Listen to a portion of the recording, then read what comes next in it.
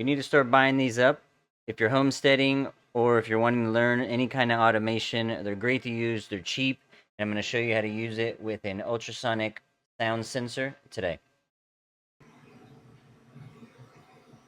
Okay, just a quick look at the sensor. We have power, trigger, echo, and ground.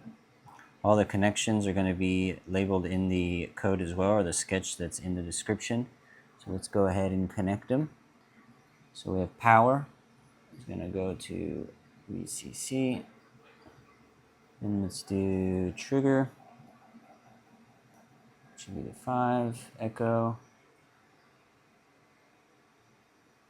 and ground. Oh, there we go. All right, that's it. And now we're going to upload the sketch. We're going to plug it in to our computer.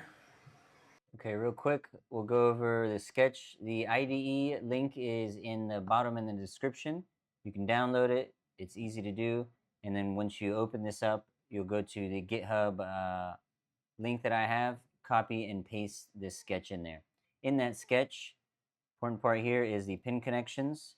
So this is what I did earlier.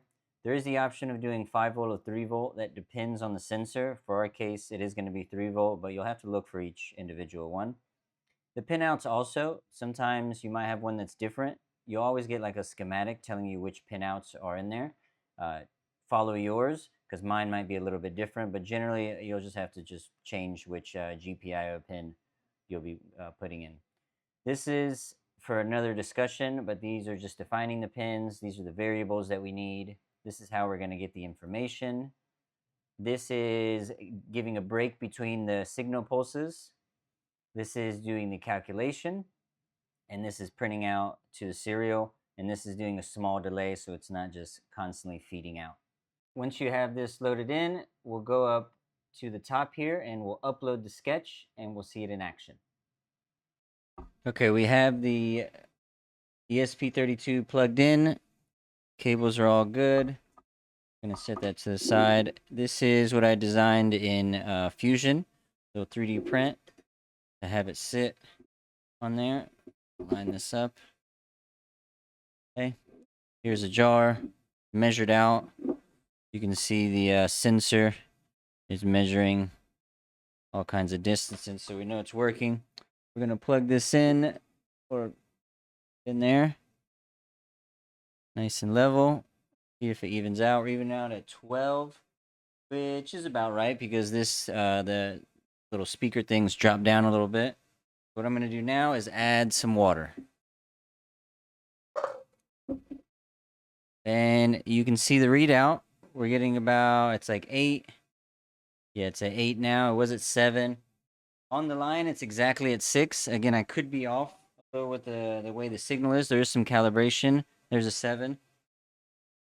So that's important to consider if you're looking for precision. But basically, you get it. So this is basically bouncing down at the top of the water, coming back up and measuring the distance. I'd say it's pretty accurate for what it is. Just a simple project. And you can see exactly how it's working. So yeah, just like that, you can see how that works. There's a lot of different use cases, I think, for that. Maybe you have like a trough that you're feeding and you want to know when it gets low. If you're a cat feeding. Also, you can do triggers. So if it goes within a certain distance, a light can come on. There's certain things that you can do with it. It's just a very basic sketch, but you can see the power in these ESP32s and just getting a regular sensor kit.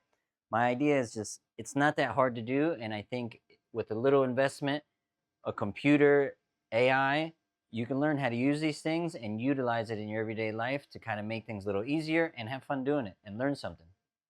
There you go. Get these on Amazon. All the information will be in the bottom below. Thank you for watching.